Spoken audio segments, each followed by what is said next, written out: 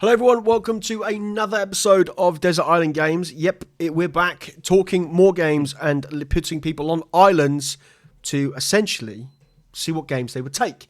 And as always, I'm joined by a guest, and we're going to get to our guest in a second.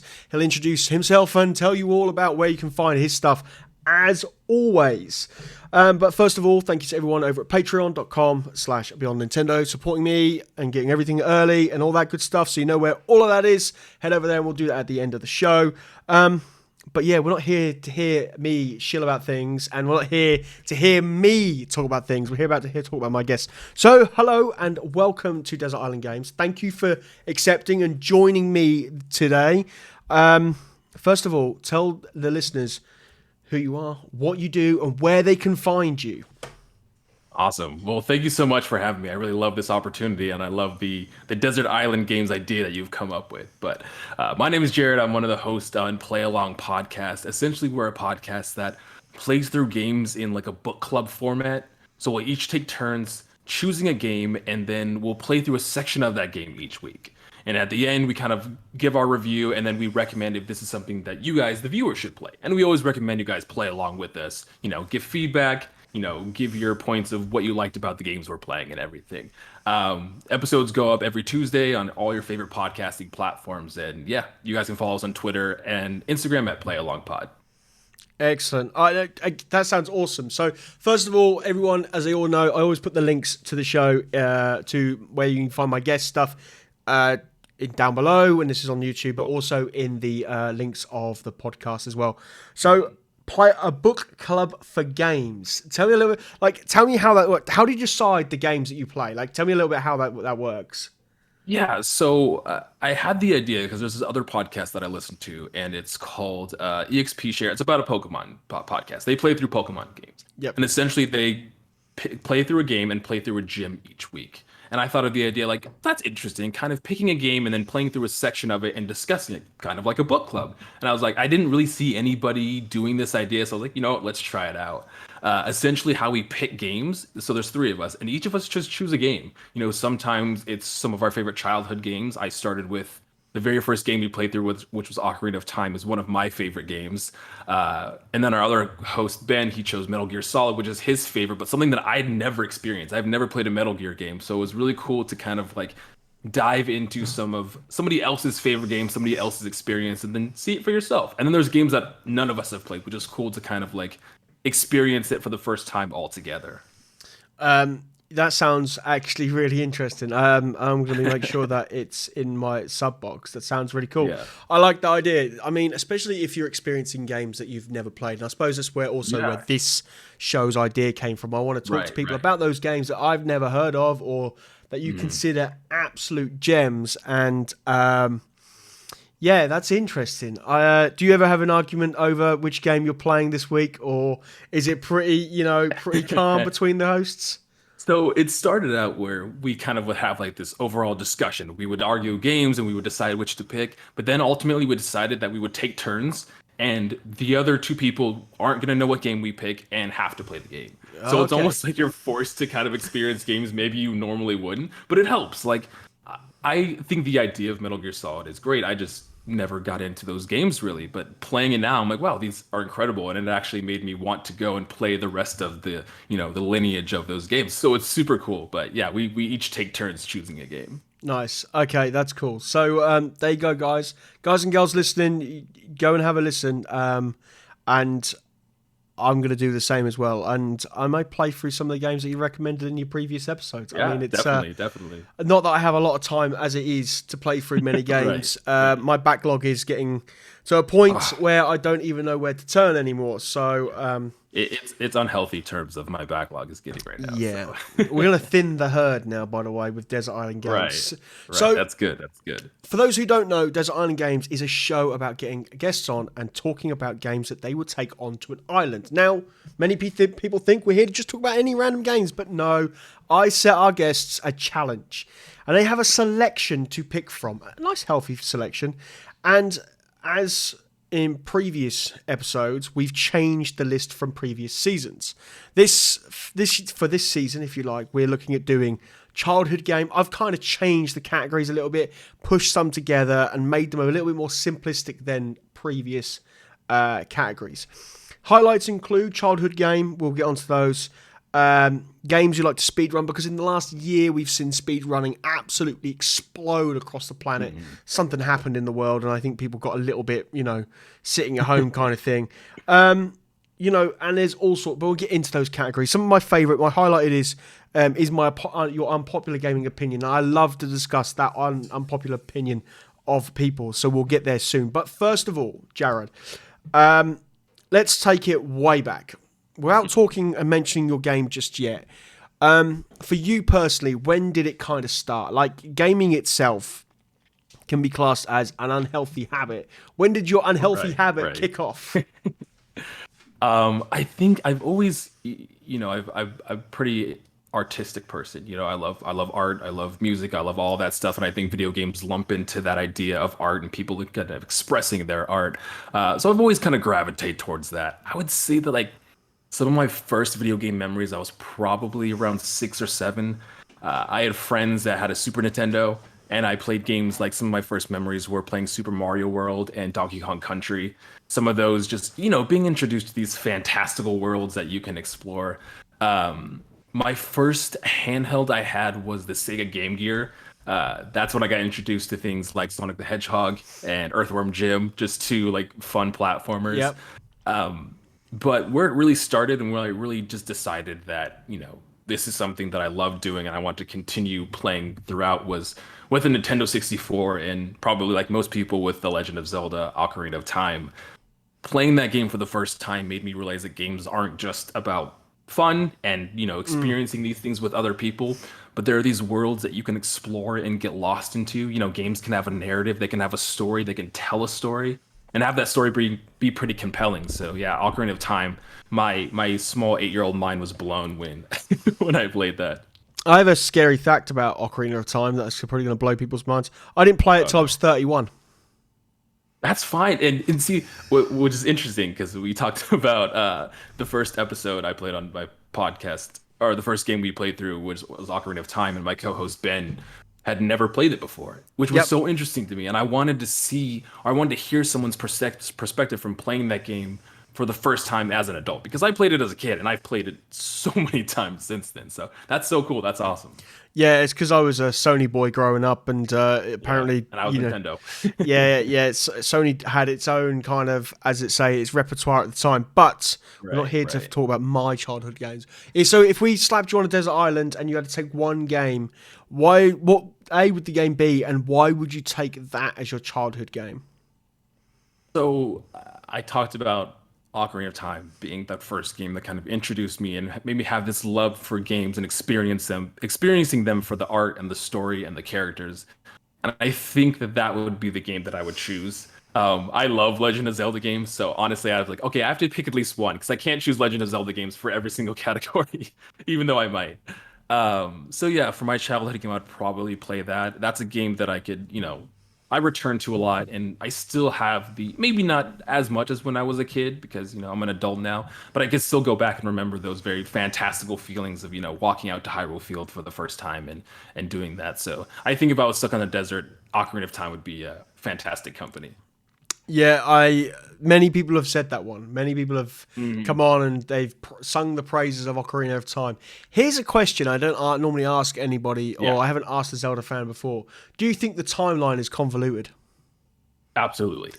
The timeline is so convoluted, and especially because they didn't really come into the timeline until way later, like Skyward Sword. People have been begging for a timeline, and they're finally okay, fine, we'll make a timeline for you, whatever you guys want. But no, it's so complicated.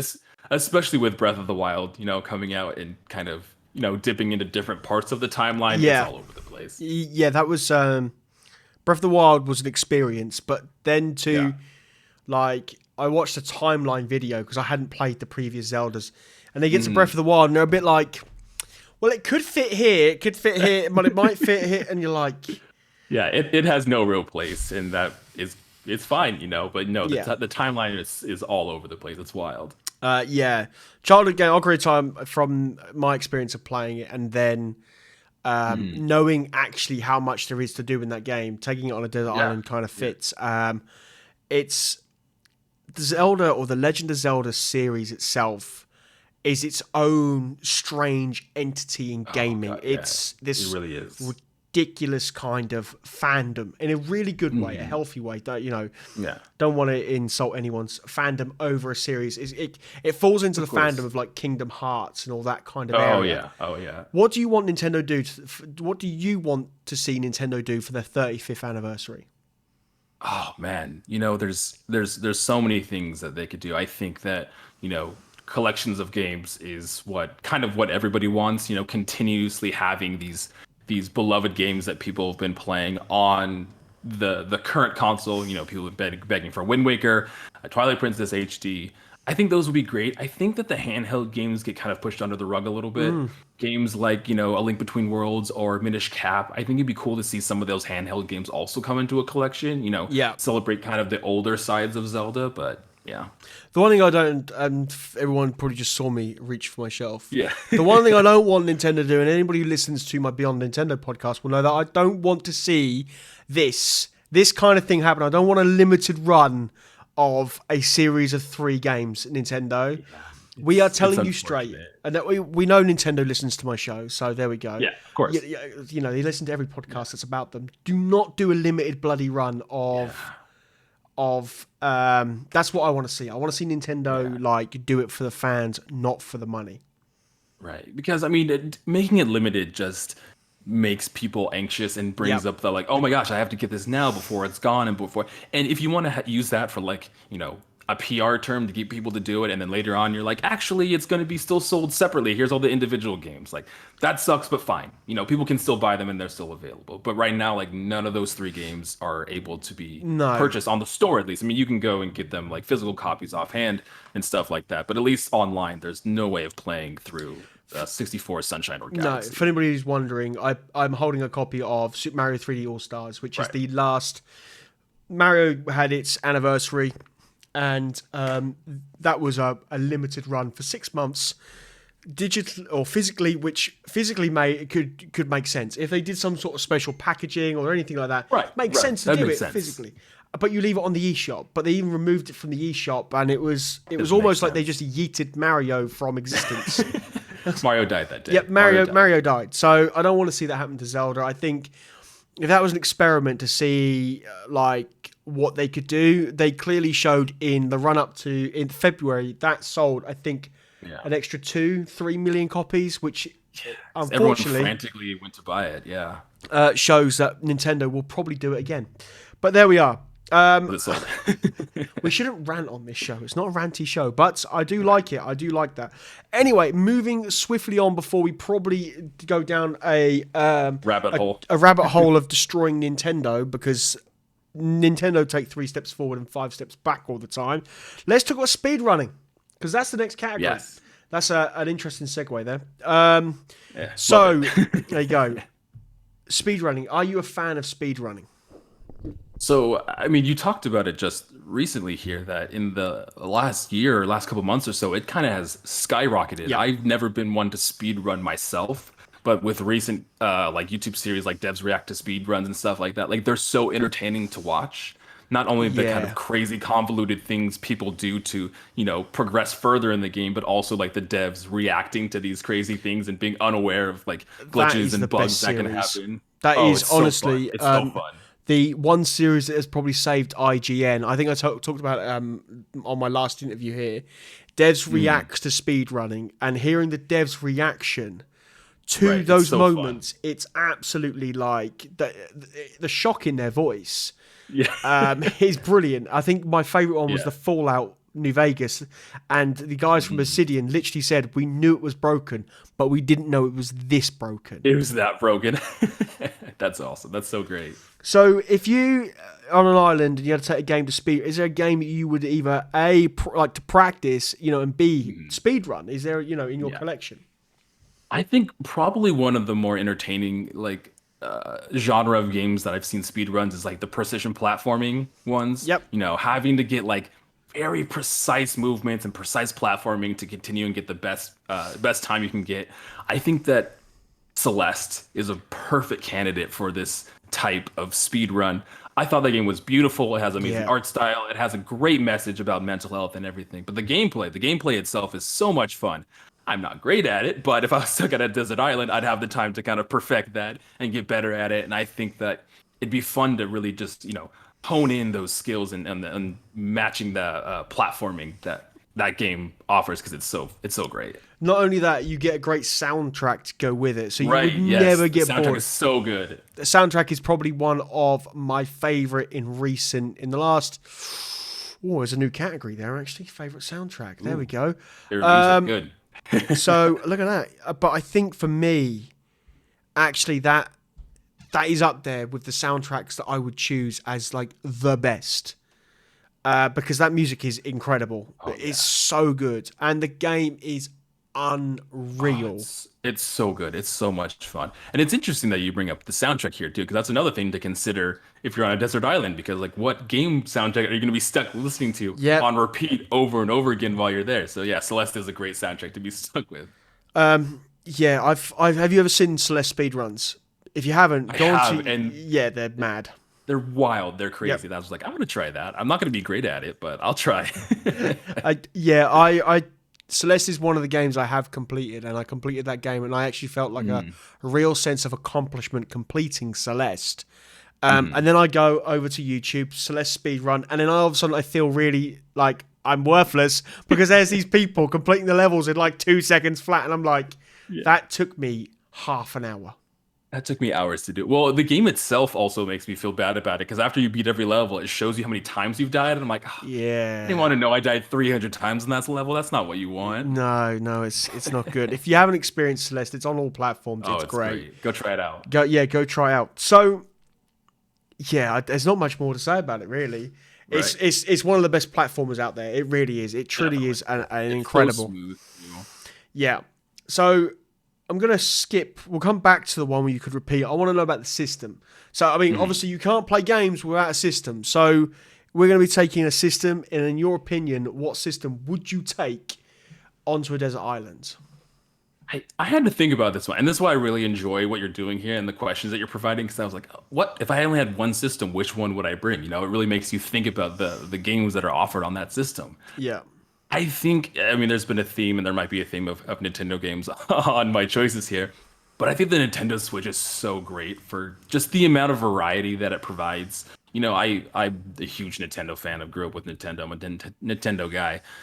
But the Nintendo Switch also offers a lot of big choices from third parties like Skyrim and Doom and other things like that. So it would be cool to have a system that, it isn't as powerful, obviously, as some of its competitors. Yeah. But at least having the option of playing those is great. If that's your only option, at least you have a choice of playing them. At least you have access to these games. And I think having the Nintendo Switch on there, if I don't have a mount or a TV to put it to on my desert island, I can sit back in my hammock or something in handheld mode and just like relax. So I think with the Switch, I remember I used to do a podcast with a gentleman called Bill Rundrum Stomp. He does Nintendo Switchcraft, and we did used to do a podcast on the run up to that. And I always class the Switch as the alternative. It's not the little brother of definitely. those ones. It's the alternative.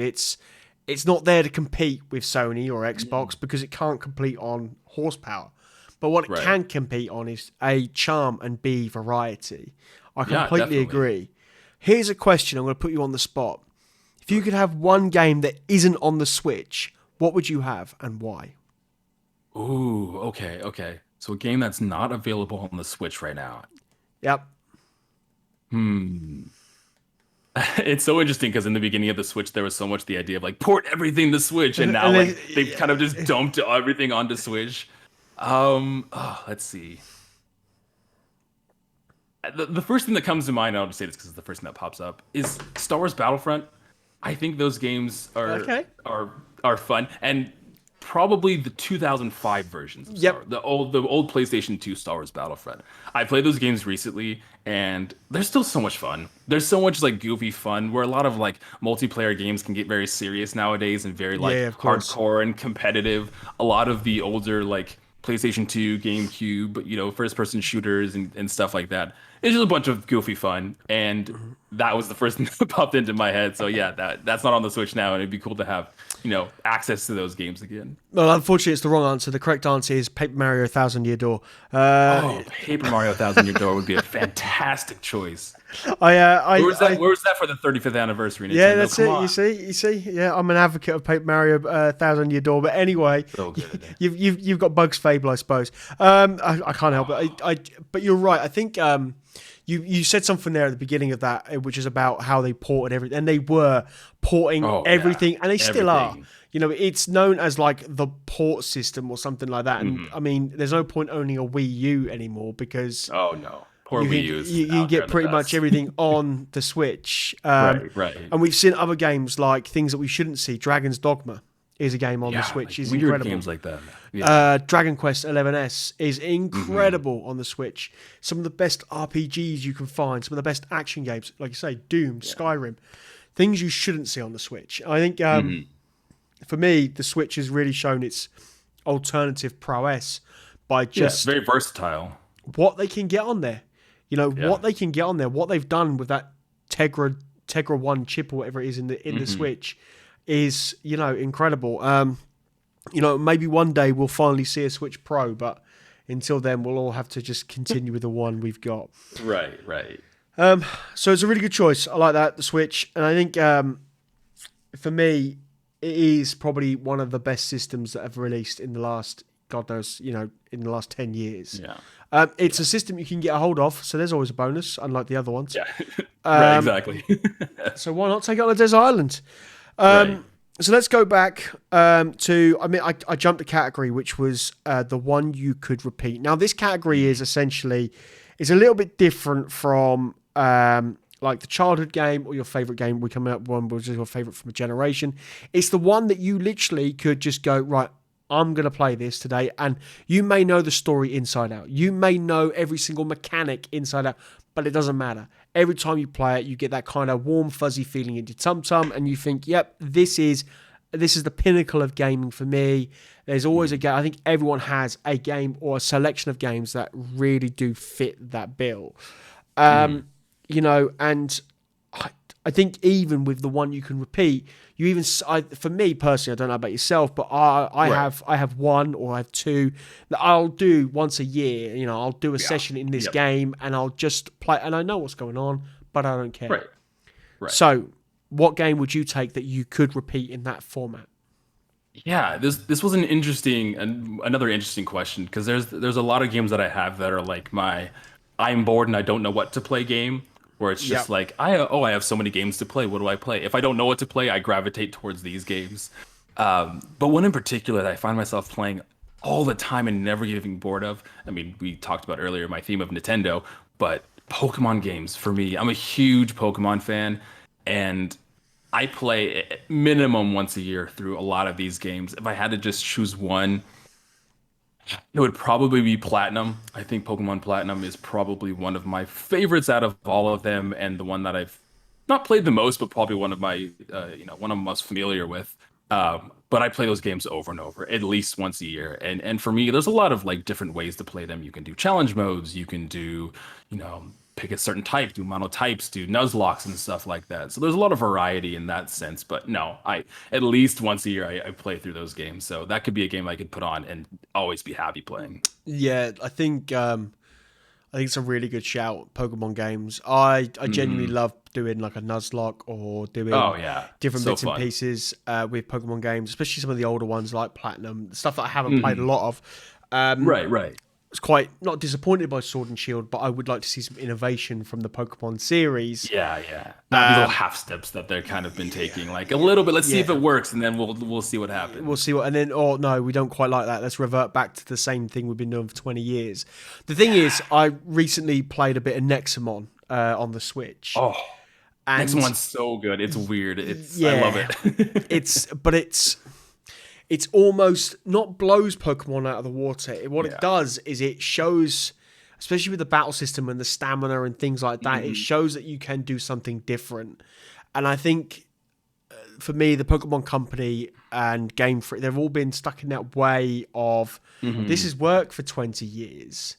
So let's keep going. And I'm hoping Legend Arceus, which we saw announced Yeah, definitely. earlier this year, is going to give us something a little bit different. Yeah. I mean, with Nexomon, I think that what I learned from that game is Pokemon is really good at designing their creatures. Yep. Because some of the Nexomons look a little odd, Yeah, but I yeah. think the mechanic of Nexomon is like far superior than this is what a lot of people have been wanting from Pokemon for a long time is in Nexomon. But there's just this charm that Pokemon has that I feel like has not been. I think Temtem did a little bit of Yep. competing with that, but Pokemon just has this charm that has not been really like just hasn't been beat yet. No, I completely agree. I think the craze that's built around Pokemon itself from the anime, Yeah. the movies, the trading cards, and the games itself, you're right, it all builds into that kind of design of characters. Nexamon, they're a bit kind of like, well, you could give or take. They look a little similar to Right, Pokemon, right. or they're a little bit kind of odd. But the developers of Nexamon added Nuzlocke from the start, or they added a so massive cool. update, Yeah, challenge exactly. modes, Nuzlocks, the whole lot, and it's like, you know, Randomizers, all of that. all that's been added. So for me personally, like the Pokemon company's is now going to have to start playing catch up because there are companies out there doing the monster taming genre better. But what the Pokemon company has is they have a absolute fan base behind them that will either rally or in anger or in love. It's Right. It's one side or the other, really. yeah, I just think for me personally, we're at this really strange place with Pokemon. I hope Legend Arceus is going to be something a bit different. Yeah, I like the idea of it. That alone, and even with the Diamond and Pearl remakes that they're doing, even if a lot of people were disappointed with the art style, it wasn't in the Sword and Shield art style like most remakes are in that series. The fact that they're giving it to a smaller development team, I think, is a fantastic improvement on Yep. it. Give it to another team and see how they tackle Pokemon. Obviously, they're going to be under some limitations because it is a remake. They have to stick to certain constructs and stuff like that. But just the idea of having another development team take their hands on Pokemon, I think, is just fantastic. Like that's a good step forward. Well, with and apologies if anybody ever get this wrong, but I believe Bandai Namco actually aided with Snap. Yeah, they And- did, and it looks beautiful, fantastic. It's like Bandai Namco going, by the way, this is how Pokemon should look, and this is how it, Right. Though I don't. Give them a main game and see what they do with it. Yeah. Whoa, yeah, that would be an interesting thought. Could you imagine the Pokemon Company giving their IP to a different development firm? Nah. Yeah, not exactly. gonna That's why it was so surprising that the remake was made by another team. That's why I was like, "That's good job, Nintendo." I mean, maybe do it for a main series game, but we'll baby steps. We'll get into that. We'll get there. I into mean, they did it with Mario, with Mario and Rabbids with Ubisoft. They were like, "Oh, here's Mario, make something of it," and look what happened. and that was great. Yeah, exactly. Mario and Rabbids is so fun. I just think, for me, the Pokemon has got to do something different. Like next year, that Legends Arceus has got to be something different to move away. Because Nexamon, I could see them bringing out a new Nexamon game with an online, definitely. the whole lot, and all of a sudden they'll bring out a new game, and you'll be able to transfer your Nexamon up. That's probably the next heavy hitter that could probably come in and really give Pokemon a run for its money if we don't see some different steps, a different route. Some changes from Nintendo, right? Yeah, I think it's got to happen. But Pokemon Platinum's a great shout. It's definitely one of the harder Pokemon games.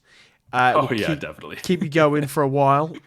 So let's see how the internet are going to react to this. Now, one of my favorite categories to ask people, and it normally puts them on the spot. We used to do like a mixture of categories. Used to do like your guilty pleasure, this, that, and I settled for this one because this was giving me some of the funniest responses and some of the most nail-biting responses. I've had things like, I'm a fan of buying boosters that will boost my XP, like skip stuff. I'm like, okay, That's right. interesting. So for those who are wondering, we're going to ask Jared his unpopular gaming opinion. Let's have it. I am ready. The floor is yours. So I would say I'm not a person that like really hates and dislikes a lot of things. I'm pretty much like, yeah, I'm cool with it. but that also means I'm cool with a lot of things that a lot of people don't like. Yeah. With a lot of my answers here, Hang on, I said that. before you going on, this is a great Okay. way to make sure we get the excuses out before we hear it. Yeah, Good exactly. start. Good Exactly. start. Since most of my answers were Nintendo, I was like, why not keep it Nintendo themed? We talked about Legend of Zelda before, and my answer for this first was going to be that I personally think that Skyward Sword is probably one of the best games, the Zelda games. But hold on. But since the remake was announced, a lot of the Skyward Sword stands have crawled out of their cave, so it's not as much of a hot take now. I mean, with the amiibo situation happening, maybe that's to change. But I think that Zelda 2, The Adventures of Link, was better than the original.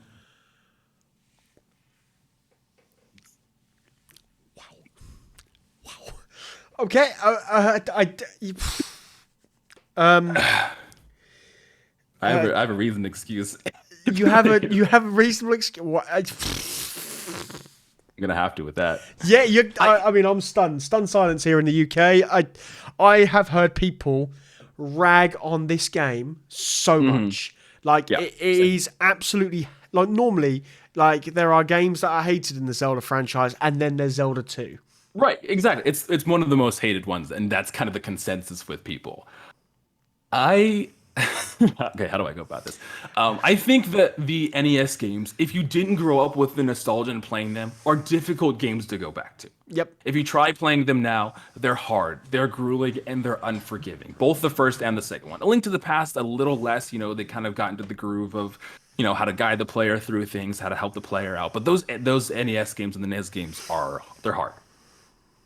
That being said, I played through Zelda 2: The Adventure of Link during quarantine for the first time. I had never touched it. At that time, I was like, you know what? I want to decide what my favorite Zelda game is. Let me go through them all again and really get a fresh idea of them. So I played through the first one, and I was on Zelda 2. And that game's hard. It's very different from the traditional Zelda games. It's a platformer. It has that like original, Final Fantasy map where you run into enemies and get into a battle and stuff like that. Yep. But I think that with the RPG mechanics of leveling up your character and stuff like that, those are interesting concepts. I think those are interesting concepts that they can bring into Zelda games going forward. And I think it was a risk, and similar to how Breath of the Wild, they tried to mix up the formula a little bit. Open world games and big games like that were popular, so they decided to do that with Zelda. During that time, like I said, the Final Fantasy style was big, so Nintendo thought, let's try that with Link and his crew. But at the end, after I finished Zelda 2: The Adventure of Link, I had this sense of accomplishment that I didn't get from the first one.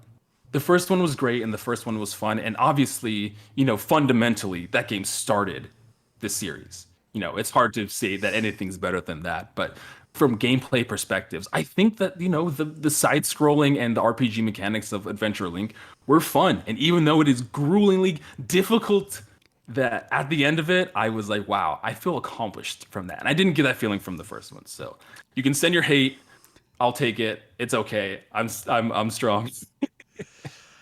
I mean, that's a fair reason. I still think you're going to get some tomatoes thrown at you. Like I'll take it. Yeah, you went in there. I mean, Zelda 2 is better than the first. What I'm going to do, I'm just going to open the floor. When this goes out, I'll let Twitter and the listeners decide your fate. Usually we decide the fate of the last two games, but I don't think I'll need to bother. I don't think we'll make it to those last two categories anyway. Wow, I mean, You're gonna stop there. Like, this guy's crazy. Let's not listen to him anymore. I can't do this anymore. Sorry, wrap it up. I think it's really interesting to hear that, because everyone I've ever spoken to is critically bashed Zelda 2. It is almost like the youngest of the family that gets all the love from the parents, but actually the brothers and sisters just kicks it around. Yeah. You mentioned Skyward Swords. I spoke about the amiibo thing today on Beyond Nintendo, and that's caused a bit of backlash. Just a bit, yeah. Let's put a game mechanic behind a $25 amiibo. Anyway, moving again. Right. Not to rant at Nintendo, but Zelda 2 was a very different direction, wasn't it? It was a Yeah. very out there direction. They were trying something new. But what I appreciate sorry, the wrong word is appreciate. What I like of the idea of Zelda 2 is they were willing to try something different. Right. And I feel like Yeah. Nintendo in 2021 is scared to take risks. I agree. Yeah, I think that Breath of the Wild was, I mean, a risk in one way, but the open world was already popular, and fans have been clamoring for an open world Zelda for so long. So it still like maintains the fundamentals of what Yep. There's Link, there's Ganon, you're fighting him, you're fighting monsters, except now you're exploring the world instead of going through these individual dungeons. But with Zelda 2, they didn't have all of that. Fans were clamoring for a sequel to this game that they loved, the original Legend of Zelda, but there was no expectation of what the sequel could be. So they're like, let's try something new. And I'm curious of how many people, because I mean, it's the thing to bash on Zelda 2: The Adventure of Link. It's known that most people don't like that game, but I'm curious of how many people finished Zelda 2 eventually. Yeah. It's a hard game, but by the end of it, like I said, it was the feeling of accomplishment that made me appreciate this game more. It reminded me of how many Metal Gears have you played? Just the first. Okay, I can't say this then because it's a spoiler. So Oh, okay. you'll have cool. to play Sons of Liberty, which is the second, to Okay, understand for sure. what I'm saying. And people who have played Sons of Liberty, which is the, hang on, I've got to think about this in the canon of Metal Gear. It's the, Oh yeah, I was explaining the Metal Gear canon, or tried to explain, and it's just as confusing. if you as, think, like, the Legend of if you Zelda think Legend timeline. of Zelda timeline is bad, try and explain Yeah, the Metal yeah. Gear canon. But Oh, yeah. essentially, the PlayStation, it was the first one to launch on the PlayStation 2. Right. That game did a Zelda 2, and there's a reason for it. Interesting. And people even now bash Kojima for Yeah. what I would call a bait and switch. Seriously, I mean, yeah. isn't the third one like praised as like the best out of all of them? Metal Gear 3. Snake Eater, is fairly high up there, and then Guns of Patriot, which is the fourth, went kind of downhill. But I really enjoyed. That would be, if I had to say my unpopular opinion of a series, Guns of Patriot is one of my favorite. And I just get like this weird look about me, like, what are you not? And then I love the Phantom Pain, apart from Konami'd it. Along with other Unfortunately, bits, yeah. along with other bits and pieces. But yeah, like Snake Eater is praised as the best. It was like the pinnacle of the series. But yeah, either play it or find out. But Metal Gear Solid 2 does a Zelda 2, and that's Adventure of Link. yeah, Interesting. that's like a bait and switch. So it's the best way I can describe it. But as soon as you haven't played the second, I can't spoil it, and I won't spoil it. Yeah, and playing through the first one has made me want to play through all of them. So I'm going through. I got the collection just recently, so I want to go through it, just kind of play them all. So Yeah. You'll have to get in touch when you do play the second. yeah, but definitely. I haven't. I'm one of those who've bashed Zelda 2, but I've only played about 20 minutes of it. I bashed it not because of the mechanics. I've bashed it because I've just found it very difficult to go back to in this modern era of gaming. Unless you just push through it, it's hard to get through. Like, and it's fairly long. Like, it's a decently length game too. I'm not the biggest. I'm not going to sit here and say I'm the biggest Zelda fan. It took me 2.5 years to even roll credits on Breath of the Wild, and I only completed 15% of it. And as the honest truth, That's just Breath of the Wild too. yeah, though. the weapon durability system can go jump off a cliff for all I care. I'm hoping that they either get rid or fine tune that where it's a little bit better in the sequel, Yeah. because man, going through weapons over and over again, and then you find a nice one that you want to keep and you don't even use because you don't want it to break. Yeah. But let people know at the end of the show. I'll obviously say where people can find out. I want to know if you agree with Jared on his unpopular gaming opinion that Zelda 2 is better than. I can guarantee you that no one is going to agree with you. But no, it's okay. I understand. it's fine. It's a good unpopular opinion. Anyway, so we've got 3 categories left of the show, which we've got your favorite game from generation, underrated gem, and then my favorite category at the end there. But we'll get to that shortly. So let's talk about your favorite game from a generation. Your favorite game from any generation that we've had. Yeah. Right up to this point in the what I'm calling or dubbing the no one can get anything generation. Right, exactly. That's So you've got fantastic. many generations to pick from, including this one. What would be the game that you would take from this generation? Yeah, I had to think about this one because my favorite game from a generation, I think that the generation prior, so Xbox, PS4, and coming into these more modern Yep. generations, I think that the technology has been just so great where people have been able to realize their visions for their dream games. And I Yes. think that, with small indie studios and with, larger studios giving support to smaller indie studios, that we've been able to see those dreams come into fruition. And I think that's incredible. Some of these older generations have done great things, but I think that with the technology we have now, just more and more people get to get their dream out there. One of my favorite games from the last generation was Star Wars Jedi Fallen Order. That game was so good. It was fantastic. I'm a big fan of. I wouldn't say I'm a huge Star Wars fan, but I love just the lore of Star Wars. I mean, space samurais are just. I mean, how could you go wrong? And games like Star Wars: The Force Unleashed, I remember really loving on the Xbox 360. But Star Wars Jedi Fallen Order not only I feel like told a compelling story, visually it was beautiful, Mm. but the combat was so much fun. I think that the RPG mechanics of it, the fact that it was like a Souls light where it was, it had that challenge to it. You had that back and forth, Yeah. almost that dance when you played the game. For me, I love cosmetic items. So the fact that there was these little chests that I could find with different ponchos for your main character and then different skins for your BD1, it just made me go back and replay some. I mean, there's only like 4 planets or so that I think you can explore, but there's so much density packed into those planets that going back and looking for all of the chests and stuff like that was so much fun. After I rolled credits in that game, I was like, this was probably one of my favorite experiences from that generation. Yeah, I agree. I remember picking it up on PC, and Mhm. yeah, it's fantastic. It really is. It's an incredible experience. Um, if you haven't played it, you need to be playing it because it is one of the best single player Star Wars games Yeah. out of EA for a Right. long time, and that's because EA left the studio alone and they just went, "Go on and get on with it." Yeah. Well, and And this was a big thing too at this time because this was where the conversation of like EA was like, oh, no one wants single player, no one wants story. Let's yeah, focus all of our stuff towards multiplayer. And that game was just like, no, people want a compelling story, and that's something that we still want. I think that's also considered canon in the Star Wars Yeah, I universe. I think that it is canon in the Star Wars universe, so Yeah, it's even better for. There you go. so it's great. Honestly, I can't praise it enough. It's an incredible game, and if you're a fan of Soul style combat, you're Yeah, going to get on with this. Even if you're not a fan of yeah. Soul style combat, but you're a fan of great gameplay mechanics, this Right, game is right. well worth your time and your energy. It's a great experience.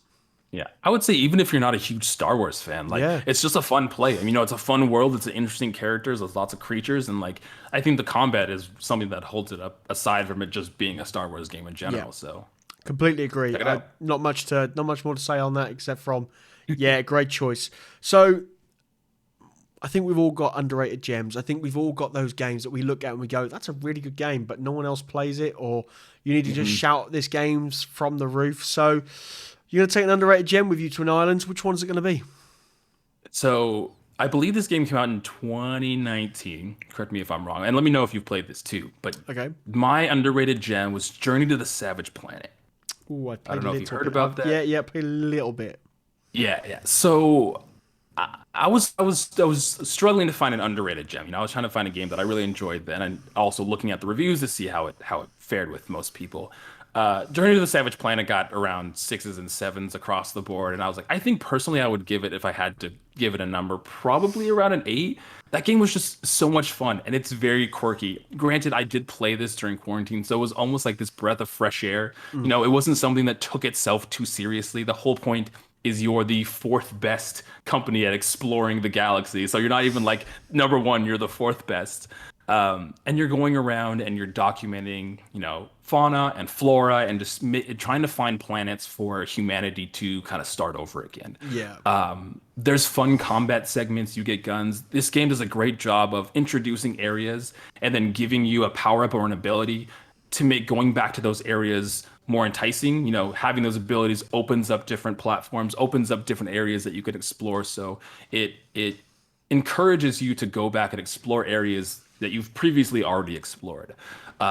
Between all of that, you can play as a dog where your dialogue is just woofs and barks the entire time, which it's just fun times. And I think it might have been just a case of when I played it that it was so great, but it just stood out to me as just a really fun experience, and I loved it, and it had a great DLC that came with it. So Yeah, I haven't played much of it. I know I've heard really good things. I've heard good things about it from people, not like really, really good things.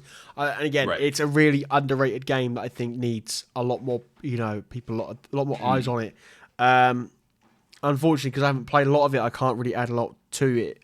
But again, that section of the show is for people to be recommended a game they really should be playing, and giving some time to, because I think there are some underrated gems. There are some severely underrated games out there that we get. I think we get in this mix of AAA escape, games and this, that, and the other, and we're like, oh, we got to play the next big thing.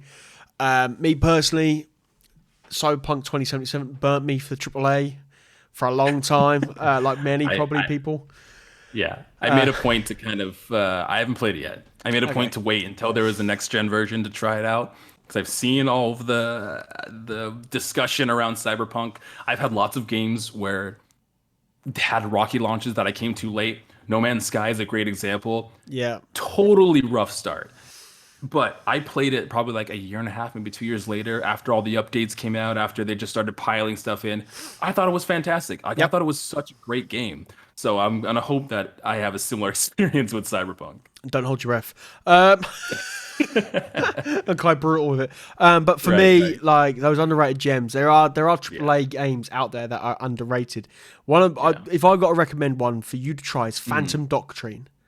Okay. Ooh, interesting. Yeah, I've heard of it. It's I've not played. Isometric Cold War spy thriller. Interesting. I'll write that down. Yeah, go give and it's on offer at the minute on Switch. It's always on offer. Currently, it's like £1 in English money, £1.79. Right. So it's like a couple of dollars if wow. it's well worth it. Honestly, it's such a great game, but it's so underrated. Same thing, got like 6s and 7s. But yeah, it's a really good game. Really, really good game. Awesome. Yeah, I'll have to check it out. Yeah. If you need a book club entry, there you go. Yeah, there you go. Hey, perfect. There you go. You can even have a guest at the same time. There we are. Oh, there. Yeah. But yeah, honestly, Journey to Savage Planet is, from what I've been told, it's a very solid game. I think as well, going back to the whole AAA thing, we do get kind of hyped into this AAA landscape. Doesn't matter if it's like Cyberpunk, doesn't matter if it's this, that, the other. We all get kind of whisked away. We're about to hit E3 season. We're all going to get on that bandwagon soon of big AAA titles. I mean, picked up Monster Hunter Rise, which was probably my last AAA, but that was great, So, but I think there's even with like not even just AAA, just studios like Microsoft that have all of these smaller indie companies under them. Like, we still get hyped for those small indie games because like Microsoft shows them off and makes sure that people get to see these little games too. But there's still indie studios that don't get a chance to work with Microsoft, or big AAAs like PlayStation and stuff like that just go under the radar, that, like you said, are underrated gems. Didn't Microsoft just buy that really small studio Bethesda? Yeah, that small one. They've only done like a couple of things, I think. Yeah. I heard their last thing was a bit of a miss. But yeah, there we go. Bethesda. Anyway, moving on from underrated gems to 2 games that you would leave behind. Now, this is my favorite part of the show, because I get to see if you're being good to the world or if you're just being an absolute butthole to the world. Now, what I mean by that, people listening, is we ask our guests to leave 2 games behind. I then put it out on social media and people vote. So you can't decide, I can't decide. It's down to everyone who's listening. And basically how it works is, are you going to put 2 games that deserve to be buried on an island that no one ever plays, or are you going to put like 2 games that you've played that are so good that no one in the world should ever play them because they're your favorite games and that's it? Or one of each, or however you want to do it. It's your choice. So now, this is the last interview I did. I nearly did fall on the floor because there was 2 games that was picked that I couldn't believe. And I need to find the result from the Twitter poll. It wasn't very pretty. Wasn't very pretty, but there we are. So your first game and why? So I'm looking for some chaos here. You know, Okay. I'm I'm wanting to see Siding on the see how dark side. people- Excellent. Yeah, I'm siding on the dark side here. So the first game, and let's keep the theme, is Breath of the Wild, because uh, just because I want to see Well, this interview can't go out. I want to see how it's compared against the other choice that I made. And Okay. where people line and what people are going to decide. I'm so curious of what decides to get left behind. But as much as it breaks my heart to put Breath of the Wild out there on a possibility of being left behind forever, for this fact of entertainment, I want to see what happens. So you are prepared for no one to ever be able to play Breath of the Wild again. That's okay. We're going with it. I mean, like it. I when like you put it that way, it makes No, me second. it's too late now. It's been done. So Breath of the Wild is Okay. your first choice. Just to cause some Yes. chaos. You know, no other reason except for to cause chaos. What are you putting it against? So the second one is also for chaos purposes specifically. And my other answer is Grand Theft Auto 5. So you guys have to choose between Legend of Zelda Breath of the Wild or Grand Theft Auto 5 to leave behind forever. Have fun. I. Wow. You seem speechless. I mean, if anybody's been wondering what I'm doing on the recording, you'll see my head drop. It's because I make notes, and I've just put at the bottom of this Breath of the Wild, and there's exclamation marks on the bottom of my iPad next. That's why I had this here. I have my pen. I'm writing down notes, and I really felt a little bit sick writing those two games down. I can't wait for the Twitter poll on those two. I'm so interested though. That's the thing. It's like, yeah, the idea of losing these games forever literally breaks my heart, no matter what the answer is. But I'm so curious what people would choose, you know? Okay, I know we don't normally do this, and it's going to be a new trend from going forward. You've got to pick one. What would it be? Oh no, don't do that. Nope. Don't If you're do going to make okay. people choose, you've got to pick one as well. Grand Theft Auto 5. You clearly enjoy these two games. You clearly enjoy both of them. Absolutely. And Grand Theft Auto Absolutely. 5, if you haven't played it, is Rockstar's pinnacle of well, no, San Andreas I think was better than Grand Theft Auto 5 on story, but it's a great game. It really is. It's unfortunate that the online took away what could have been expansions for DLC and stuff. But anyway, it's one of the most incredibly polarizing selling games. I've never seen anything quite like it. The money that game is generating Crazy. puts things like FIFA Ultimate Team packs to shame.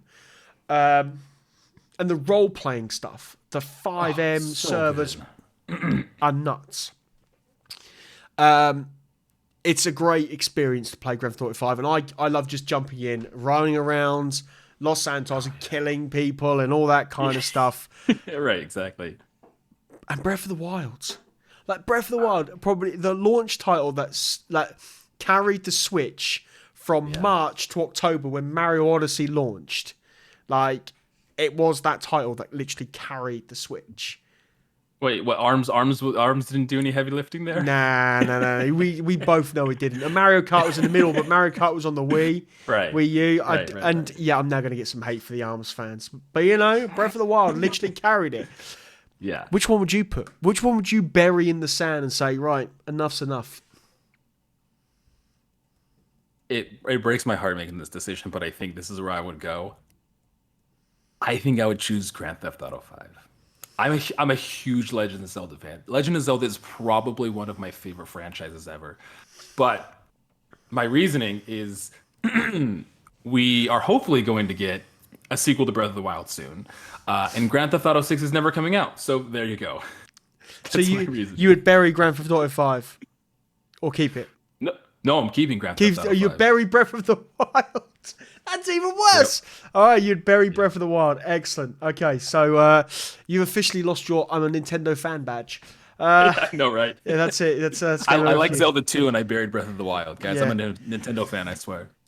That's a really good point. Your unpopular opinion was Zelda 2, and you buried Breath of the Wild. Yeah, we're going to revoke. I'm a Nintendo fan. Yeah, we're going to revoke your red team My Nintendo badge. card. Yeah, your Nintendo card is gone.